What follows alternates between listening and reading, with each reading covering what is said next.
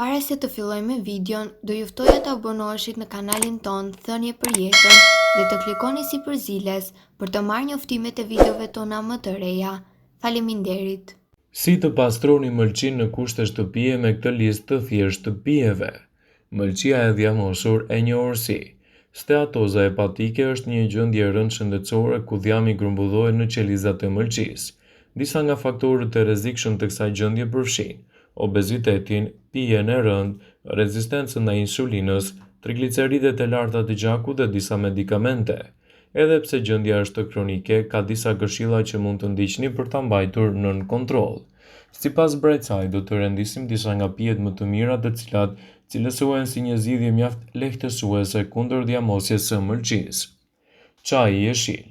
Çaji i jeshil nuk është vetëm i shkëlqyer për humbjen e peshës, por është edhe një pije e njohur që mund të parandalojë ose të lehtësojë grumbullimin e yndyrnave në mëlçi.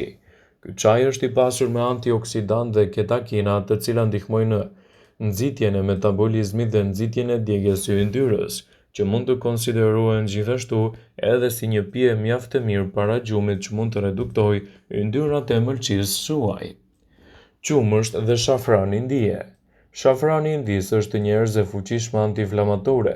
Nuk është vetëm i mrekullueshëm për humbjen e peshës, por ofron gjithashtu edhe përfitime të mëdha për ata që vuajnë nga mëlçia e yndyrshme. I quajtur shpesh qumështi i artë, kjo është një pije qetësuese e natës që mund të përfitojë shëndeti i mëlçisë. Kurkumin, përbërësi aktiv i shafranit të indis, ndihmon në reduktimin e inflamacionit dhe stresit oksidativ në mëlçi, duke parandaluar kështu depozitimin e yndyrës. Edhe uji me limon mund të cilësohet një zgjidhje mjaft lehtësuese kundër këtij shqetësimi.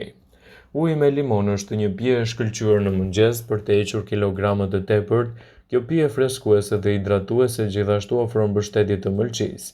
Limonët janë të pasur me vitaminën C, antioksidantë të fuqishëm që ndihmojnë në detoksifikimin dhe nxisin prodhimin e enzimave të mëlçisë. Mund të konsumohet një gotë me ujë me limon para gjumit për të parandaluar dhjamosjen e mëlçisë. Lëngu i panxharit. Lëngu i panxharit është një nga pijet më të mira hidratuese gjatë natës që mund të konsumohet për të lehtësuar mëlçinë e yndyrshme. Panxhari përmban betalajn, një përbërës aktiv që ndihmon në reduktimin e stresit oksidativ dhe inflamacionit të mëlçisë. Ju mund të konsideroni një pije me lëng panxhari në mbrëmje për të ndihmuar në parandalimin e grumbullimit të yndyrnave të mëlçisë, citon Brightside. Çaji i kamomilit. Çaji i kamomilit nuk është vetëm i shkëlqyer, por ju ndihmon të bini në gjumë, por ju bën edhe mrekulli për shëndetin e mëlçisë.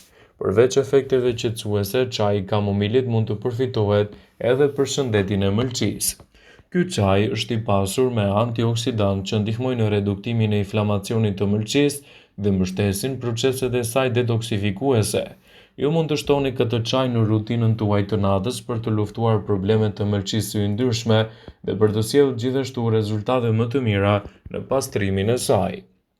Mëlçia e yndyrshme e njohur si hepatoosteozë është një gjendje shkaktuar nga akumulimi i yndyrnave të qelizës së mëlçisë.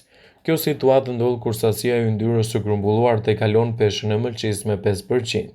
Shkaqet mund të jetë të ndryshme, duke filluar nga sëmundje deri te mënyra e gabuar e jetesës.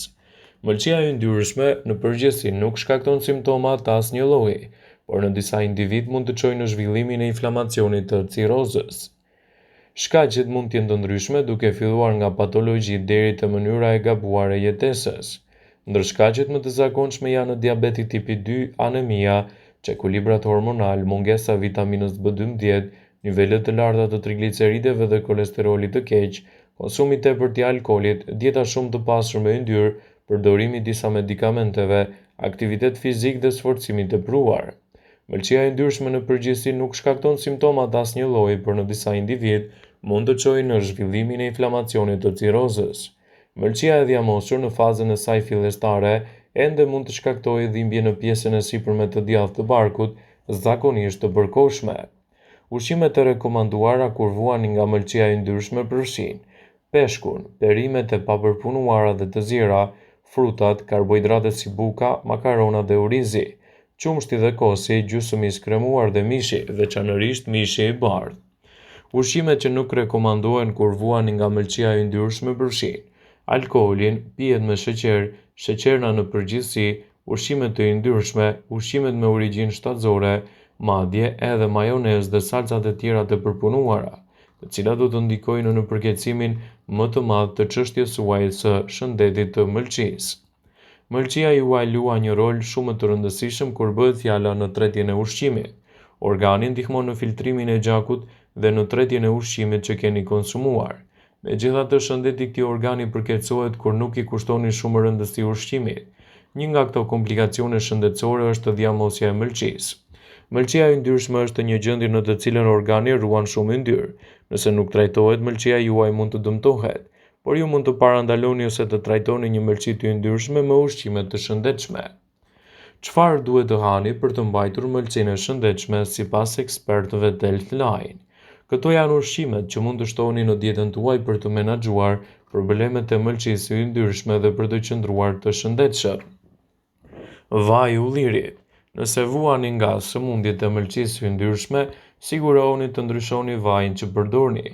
Në vend të vajit tuaj të zakonshëm, provoni të përdorni vaj ulliri. Është një burim shumë i mirë i yndyrnave të pangopura, të cilat janë të dobishme për mëlçinë, ato gjithashtu përmbajnë antioksidant që ndihmojnë në mbrojtjen e mëlçisë nga dëmtimi. Vaji i ullirit është një zgjidhje shumë e mirë për të mbrojtur shëndetin e saj. Arrat dhe farat. Në vend që të hani ëmbëlsira dhe ushqime të skuqura, provoni të hani një grusht me arra çdo ditë për ta mbajtur mëlçinën tuaj të shëndetshme. Arrat dhe farat janë burime të mira të fibrave, proteinave dhe yndyrnave të shëndetshme. Ato përmbajnë gjithashtu antioksidantë dhe lëndë ushqyese të tjera që janë shumë të mira për shëndetin e mëlçisë. Salmoni. Niveli i lartë i omegës 3 është jashtëzakonisht i rëndësishëm kur përpiqeni të mbani mëlçinë e shëndetshme. Një nga burimet më të mira të omegës 3 është salmoni, toni, sardele dhe të tjera. Këto lloje të peshqve janë burime të mira të acideve yndyrore omega 3, të cilat janë të dobishme për mëlçinë. Acidet yndyrore omega 3 mund të ndihmojnë në reduktimin e inflamacionit dhe të përmirësojnë funksionin e mëlçisë. Edhe perimet me gjethe jeshile për dietën tuaj mund të jenë gjithashtu shumë të rëndësishme. Ushqimet të tjera në dietën tuaj duhet të jenë diçka e gjelbër. Kur bëhet fjala për menaxhimin e funksioneve të mëlçisë, duhet të siguroheni që dieta juaj të jetë e pasur me shumë perime dhe gjethe jeshile. Ato janë një burim i mirë i vitaminave, mineraleve dhe antioksidantëve. Ato janë të ulta në kalori dhe yndyrë. Manaferat. Përpiquni të përfshini të paktën një grusht me manafera të freskëta në tasin tuaj të mëngjesit për të mbajtur mëlçinë e shëndetshme. Ato janë një burim i antioksidantëve, të cilët ndihmojnë në mbrojtjen e mëlçisë nga dëmtimi, janë të ulta në kalori dhe në yndyra. Agrumet. Frutat që janë të pasur me vitaminën C janë shumë të rëndësishme kur bëhet fjala në menaxhimin e shëndetit të mëlçisë. Mundohuni të shtoni limon në dietën tuaj të përditshme, pasi këto agrume janë burime të mira të vitaminës C, të cilat janë antioksidant që ndihmojnë në mbrojtjen e mëlçisë nga dëmtimi. Ato janë të ulta në kalori dhe në yndyra. Fasulet. Mos harroni të shtoni bishtaja në dietën tuaj. Një nga opsionet më të mira është të hani fasule për drek. Këto bishtaja janë një burim shumë i mirë i proteinës, fibrës dhe lëndëve të tjera ushqyese. Janë gjithashtu të ulta në kalori dhe në yndyra. Mjetet juridike shtëpiake të dhëna më sipër janë vetëm disa sugjerime dhe këshillohet për të menaxhuar gjendjen.